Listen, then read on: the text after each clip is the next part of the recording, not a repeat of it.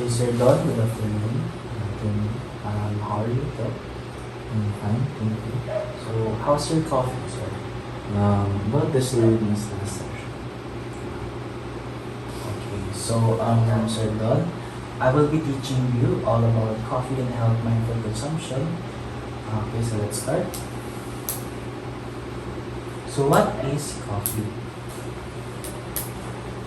So, coffee is a drink made by brewed, roasted, and ground beans from the coffee plant. And it is also popularity of the coffee.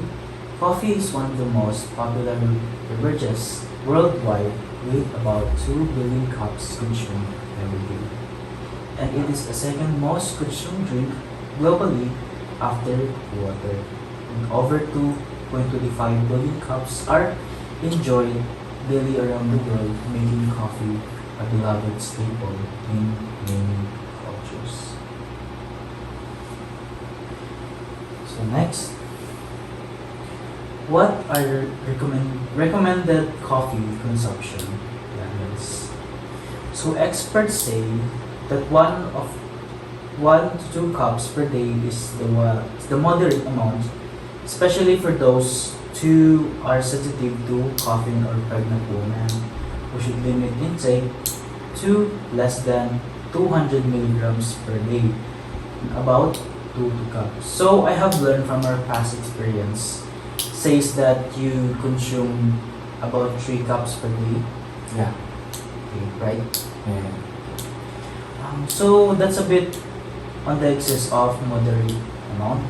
So that's why we're going to have you manage in today. Thank you so much. Okay, so I have here a verse in Genesis 1 verse 29 says here, then God said, I give you every seed bearing plant on the face of the whole earth, and every tree that has fruit with seed in it. So they will be yours for food.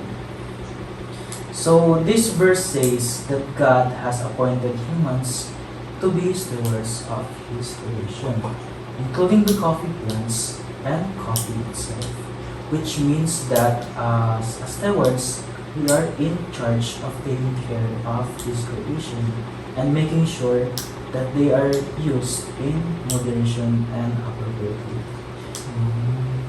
Yes. Okay? So I have short question for you from what you have learned about the definition of coffee in 1 to 2 sentences. Define what coffee consumption means to you. Okay, pala. Yes. Okay, siguro, I think coffee consumption is the consumption of coffee, which is a drink made from roasted and ground coffee beans. Yes, the consumption of it, and it is one of the most popular beverages in the world. Yes. And the moderate amount is 1 to 2 cups per day. Yeah. Okay, very good.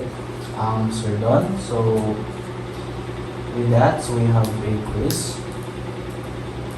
So the instruction here is match the reason to the situation. So there are 4 choices and 4 situations. So you need to match all of them so that you can answer. Okay, let's start. So group study with friends. Social interaction. C. Morning ritual before class. Letter A, to feel awake. Okay. What about during long exam sessions? To improve concentration. Letter D. Lastly, trying new flavors at a coffee shop. I think letter B, to enjoy the taste. Wow, very good. Here are the answers. Oo, paano yung perfect? Wala pang price to. Wala po. Makulang po kasi naubos na po sa Philippines. Yeah. Okay, thank you for your cooperation, sir. Moving on. So when does coffee consumption become excessive? Mm. are the coffee consumptions often peaks at. So first, late night or early morning study sessions. So students often consume large amounts of coffee to stay awake and alert during extended study hours, which can lead to excessive caffeine intake and disrupt sleep patterns. Also, before or during exams, to enhance focus and combat fatigue, many students increase their coffee consumption around exam times, sometimes exceeding limits, and group study sessions or group study. In social study settings, coffee drinking can become a shared activity, leading to multiple cups consumed in a short period to maintain energy and engagement. And also part of morning routines. So for some, coffee is an essential part of starting the day. And multiple cups throughout the morning and can accumulate to high caffeine levels. And lastly, stressful academic periods. So during high pressure times like midterms or finals, yes, very stressful. Students often really rely heavily on coffee to manage stress and maintain performance, increasing the risk of negative side effects. Paano ba yan? Lahat naman na yan parang nangyayari ngayon. Yes, kasi mostly students ng college is nag-ano na ng coffee consumption para lang sa academic. Okay, so we have verse here. On 1 Corinthians 9 verse 25, everyone who competes in the games goes into strict training. They do it to get a crown that will not last, but we do it to get a crown that will last forever. So, strict training parang sa discipline. Okay, moving on. So we have a scenario check activity. So, paano yan? There are the instruction. Read each situation below and determine if you think it shows moderate use or excessive use. So, like, sabihin ko lang kung moderate use ko siya or excessive. Excessive use. Okay. Okay. Number 1. A student drinks 2 cups of coffee during the morning class. Siguro, di ba ang recommended is 1 to 2? Siguro kung yan lang naman siya iinom ng coffee in morning naman, siguro moderate. Yeah. Right. So number 2, a student drinks 5 cups of coffee to stay awake for 2 nights without sleep. Grabe naman yung 5 cups naman. Parang ginamit ko naman eh. Excessive use na yan. Right. So number 3, the student has a latte while chatting with friends at a cafe. Siguro kung isa lang naman na kape yung inumin mo, moderate lang. Moderate. Okay. So number 4, a student drinks coffee every 3 hours throughout a stressful exam week. Every 3 hours? So, Every 24 hours is yung coffee. 24 divided by 3. 8 na coffee bawat araw. Excessive yun. excessive, yes. Tatakot, hindi ko kaya. Correct. Okay, so number 5. A student has a small cup of coffee after lunch. Siguro moderate siya kasi 1 to 2. Pero, di ba sabi niyo eh, hindi maganda na magkape late in the day. Siguro moderate to excessive. Depende kung minom din siya sa umaga. Okay. Okay. So, with that, so what are the symptoms of coffee overconsumption? So, I have here an infographic, sir. Okay. Gawin mo ang design. Yes. Para yung kanina lang sa brochure. So, we have a 5 symptoms of coffee consumption here. So, number 1 is, first is anxiety and nervousness. Parang maano ko po. Na naka-experience ka na rin, sir? Anxiety nervous. Proper nervous pa ba? Kinakabahan ka. So, okay. So, consuming too much caffeine can overstimulate your central nervous system, leading to heightened anxiety, nervousness, and even panic attacks in sensitive individuals. So, this is because caffeine triggers the release of stress hormones like cortisol and adrenaline. Then, next is insomnia. So, high caffeine intake, especially later in the day, can interfere with your natural sleep cycle. So, it blocks adenosine receptors in the brain, which normally promote relaxation and sleepiness, making it difficult to fall asleep or causing restless or quality sleep. Kaya ko rin daw kung katulog. You have insomnia ba, sir? Oo, di ba from last time? Nung daw kung katulog siya. Ito, di pala ng katulog. So we'll find out that later, sir. Okay, so next is digestive issues. Yung parang natatay ka or nag-diarrhea ka sa tiyan. Parang pansin ko din eh. After ko when nakatulog, parang Natatay wala kasi CI yun. Oo. So potentially causing acid reflux, heartburn, or upset stomach.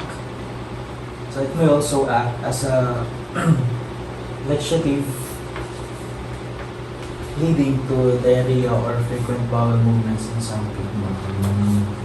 So next is rapid heart rate. And then yung kape maka-increase talaga yung pagkakaba mo. Kasi caffeine is a stimulant that can increase your heart rate and cause palpitations or irregular heartbeats. So for people with heart conditions or caffeine sensitivity, this can be particularly concerning. Wala naman akong heart conditions, pero family ko kasi high blood sila. So, ayun nga, nakatakot naman. Okay. So last is fatigue and energy crashes. So although caffeine initially boosts alertness, overconsumption can lead to a crash. Once the effects were off, leaving you feeling more tired and fatigued than before. This cycle can contribute to dependence and disrupted energy levels. So, di ba pag nagkakape ako is parang magigising ako. Pero kaya pala, pag nasa klase na ako, antukin na ako. Antukin ka na. Kasi, pag na-wear off na yung effect, eh, parang napapagod ako. Parang nagka-crash na yung energy mo. Parang gano'n. Yes. So, here is a Bible verse in 1 Corinthians 6 verse 19 to 20. So do you know that your bodies are temples of the Holy Spirit who is in you, whom you have received from God? So you are not on your own. You have your both at a price. Therefore, honor God. Kailan po dapat, what are the symptoms na need ko na tumawag ng doktor? Like trouble breathing, chest pain, or persistent vomiting, confusion or hallucinations, irregular or fast heartbeat, and seizures. When you experience those things, you have to seek medical help.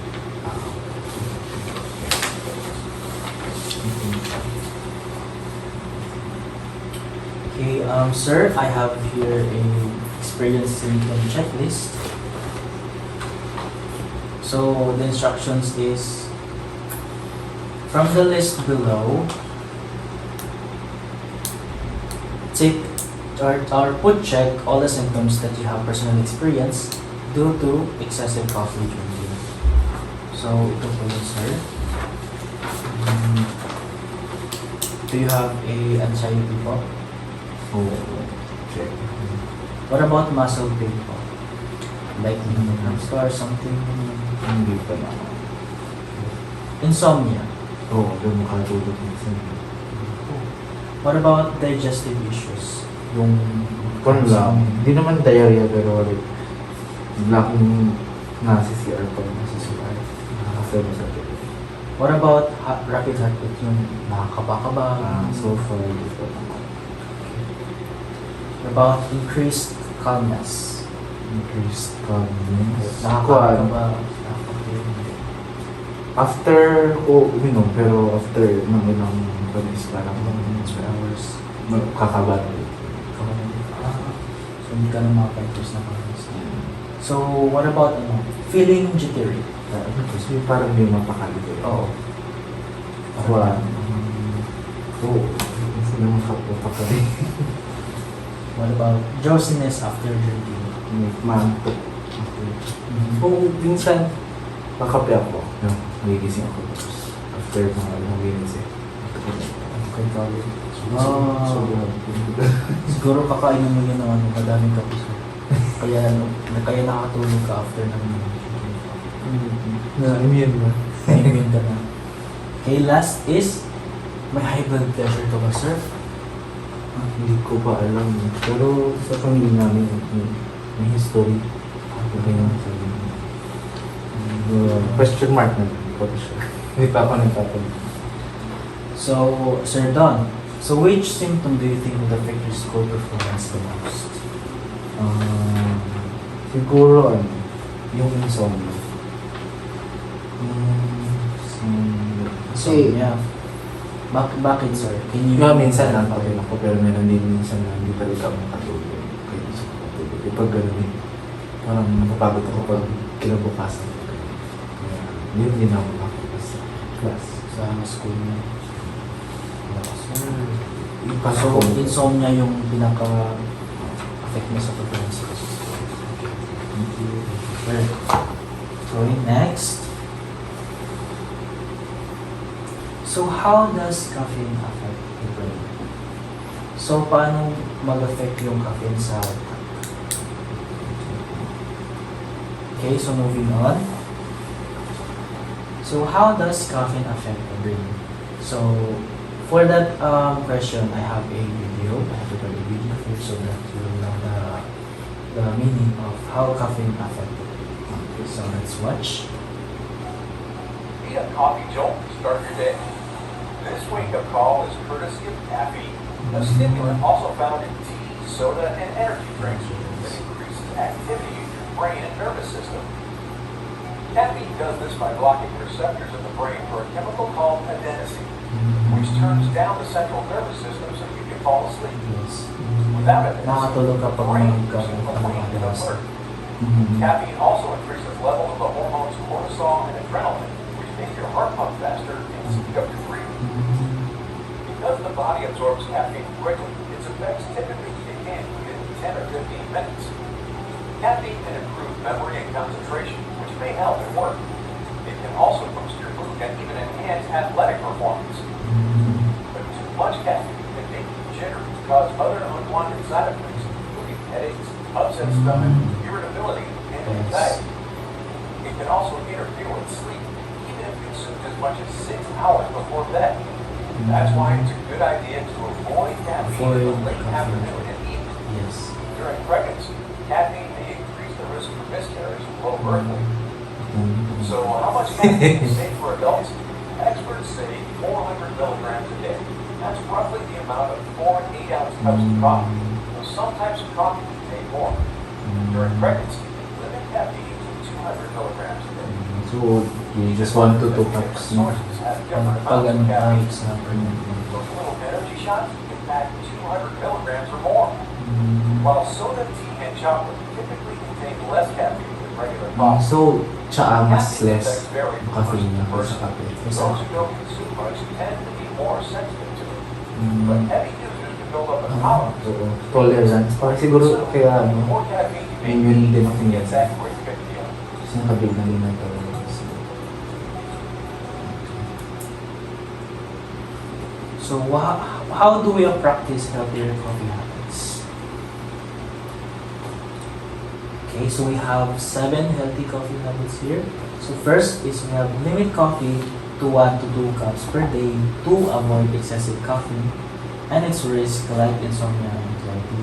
So you need 1 to 2 cups per day para to avoid excessive caffeine and risk insomnia and anxiety as well. So, pag inom ako ng kape, what to do? Yes. Ano kung isang cup lang pero malaki cup? Naku, hindi na yan maka Parang parehas lang din. dapat 1 to 2 cups na lang per day. 1 to 2 regular cups. So, moving on. So, parang na-mention mo na sa gusto mo ng matcha. Oo. So, I have a video here na parang gumawa ng matcha so that you can use this alternative. Okay. So, ano yung pakita mo?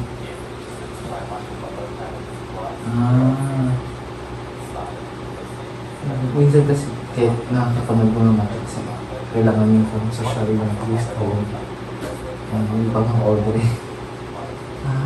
So like garapon na lang sa jar, then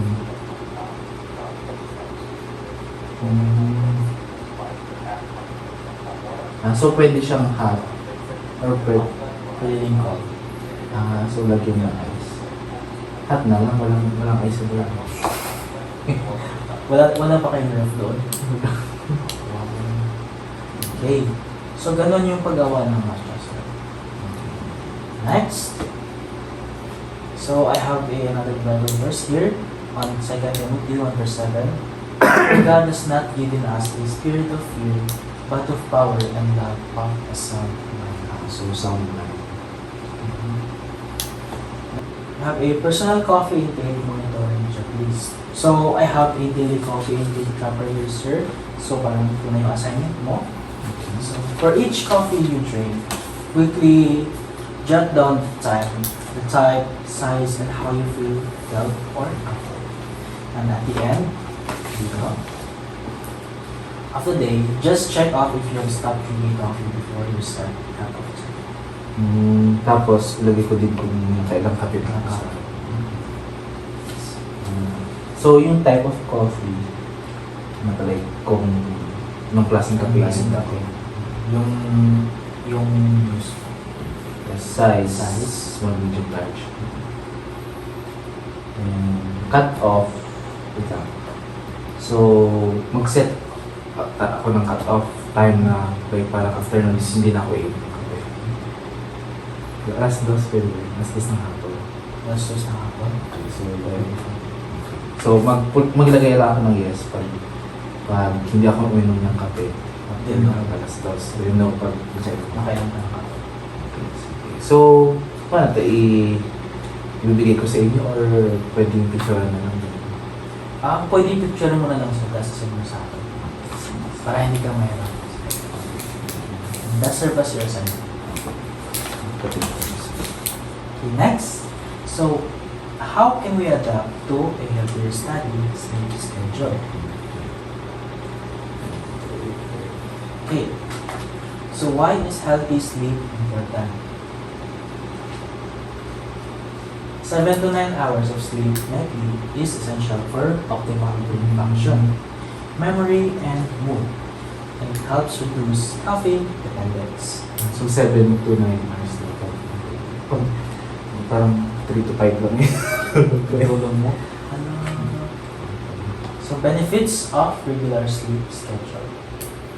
So, better brain health, memory, focus, and emotional stability improve with regular sleep. And physical health, consistent sleep lowers risk for heart disease, diabetes, and supports immune function. And for natural energy, it reduces needs for caffeine and boosts daytime energy. So, ano yun? Kasi sa dorm kasi nag-worship ko ng umaga. 5:30 so like, magkala mo 5. So, kung 5 ako magigising, anong oras dapat ako tutulog? Kung 5 ako magigising, mga anong oras dapat ako matutulog? Dapat matutulog ka po ng mga 10 p.m. So, 10 p.m. lang ito. Sige, kaya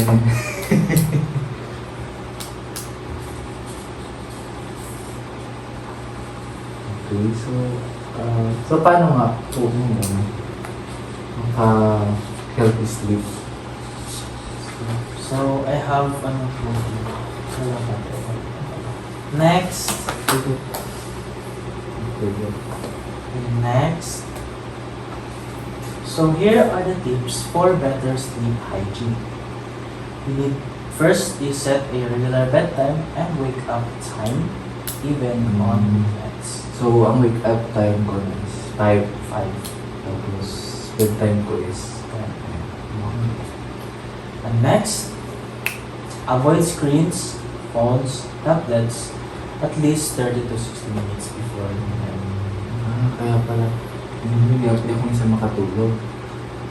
Kaya, minsan, inisip ko pag mag-cellphone ako is like, na makapagod din ako. Makapagod din Pero ako. mas lalo ako hindi makatulog. It's not good for your sleep hygiene.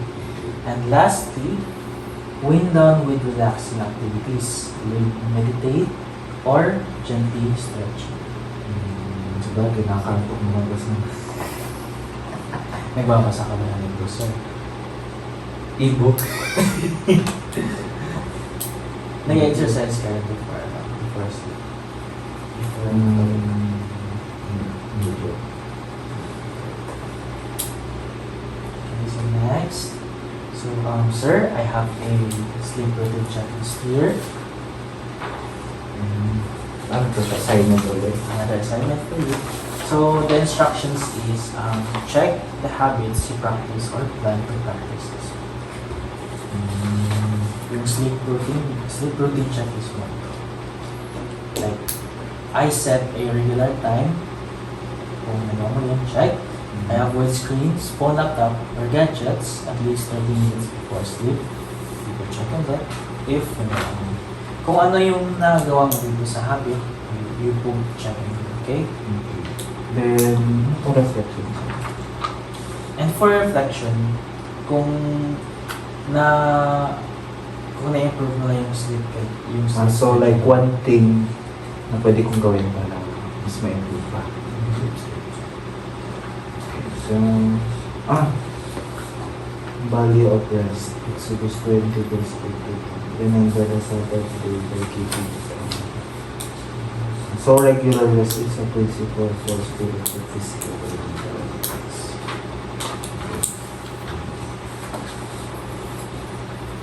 Next, so how can we effectively manage stress levels? Paano ang stress? So for that, I have an infographic here. Sinipag kayo ng isa. So for the infographic, so we have better stress management techniques about that. So first is deep breathing exercises. You need to practice very slow, deep breaths to calm your mind and body. And try inhaling through your nose for 4 seconds, holding for 7 and exhaling for 8 seconds. So these activities relate relaxation and reduces stress. And then short walks. Since nandito ka naman sa loob ng AUP, sir, you can brisk walk or brisk walk sa swim park every morning. So taking a brisk walk even for a few minutes can boost mood, clear your mind and lower stress hormones. Nagawa ko din to noon pero nabos na kasi kami tayo. Nag-busy ka na sa academics mo. So next is journaling. So to write down your thoughts and feelings to process emotions and gain perspective. Journaling helps identify stress triggers and track problems. So maganda to, sir, kasi it can help stress triggers and track problems. Like isusulat mo yung mga nararamdaman mo, like academic break, like na burnout ka na. Yes. And lastly is regular physical activity. So engage in activities like walking, jogging, or dancing. Can I ask you, mahilig ka po ba mag-dance? Oo, pero ngayon hindi na ba? Bakit sayang naman, sir? Ang hirap na naman sa'yo ngayon. Pan lang, jogging. Jogging na. Jogging. Okay. So exercise releases endorphins, improves sleep, and builds resilience to stress. Okay, sir. We will be doing these exercises with a 3-minute guided breathing exercise. Can you sit comfortably and close your eyes. And inhale slowly through your nose for 4 seconds. Inhale. 1, 2, 3, 4. And hold your breath for 7 seconds. 1, 2, 3, 4, 5, 6, 7. And gently through your mouth exhale gently through your mouth for 8 seconds. 1, 2, 3, 4, 5, 6, 7. Okay. You need to repeat for 3 minutes, focusing in your breath and letting go. Okay, so like, is 3 minutes gawin ko yan pag na-stress ako. Yes. Sige, isa po. Isa pa. 1, 2, 3, 4, 5, 6, 7, 8. And exhale. Thank you. So I have a Bible verse here. Philippians 4 verse 6 to 7. Do not be anxious about anything, but in every situation, by prayer and petition, with thanksgiving, present your requests to God, and the peace of God, which transcends all understanding, will guard your hearts and your minds in Christ Jesus. So like, pag may stress ka, parang be assured that, magkakabahan because may prayer. So like, let out Get out ka through ng prayer. yung mga nanakit mo, Stress. doon mo yung pray. Thank you. Okay. So, I have a study schedule planner here. So, instructions is fill in your ideal week and study and break times to manage stress better. So for 1 week to. Yes. Okay, so sa study time, anong lalagay ko dito? Like, yung time ko na mag-study. Like yung vegan time mo, ganun. Usually, parang mga after 10 p.m. So dapat before 10 p.m. is naka-study. Okay. Tapos, itong break and relaxation, ang lalagay. Break relaxation activity. Like, yung oras na magre-rest ko. Yung oras namin, mag-rest ka. Tapos, or Or break time na yun. like, tapos yung activity ko doon. Parang yung cellphone ko. Pero wag over, sir, ha? Okay, tapos, ito, ano to?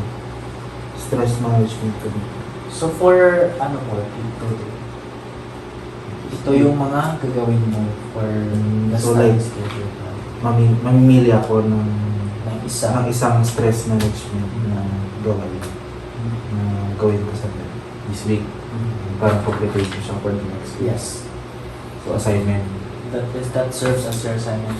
So, send ko na lang din ulit ng picture. Okay, just send me the picture. Gusto ko ito, tip-tip. Okay. So, moving on. So, what does the Bible say about health and self-discipline? So, I have a handout for this here. I have a 9 health and self-discipline. So, like, what the Bible says about health and self-discipline. So, basahin ko lang muna. Kasi Ilang minutes? we have like 2 to 3 minutes po. Take your time, sir.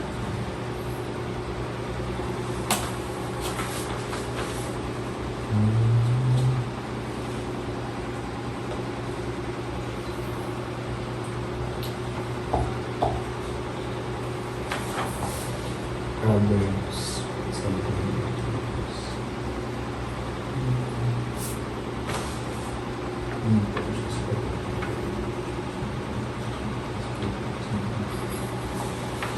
Think okay na. Okay na. So we have a reflective discussion to answer. In one sentence, so tell me about how taking care of your health shows respect for them. Hindi may business. Siguro di ba, pinakatumatak sa akin ng verse is yung verse na nagsabi our bodies are the temple of God. Kaya we need to take care of it. Tapos, parang na-mention mo din kanina na our bodies are your steward. I mean, we are appointed to be stewards of God's creation. And since creation din naman tayo, parang we should take care of ourselves. Yeah, in that way, you could respect God. Yun. Try ko. Try ko. Siguro dahan-dahan. Start mo na ako 2 cup per day bago mag-work ka. Oh, dapat Yun. Yun mo naman sir ako ng matcha. Para yun na lang yung ikape ko. I'll try po. It depends sa budget ko. Okay? Conclusion na. Tapos na.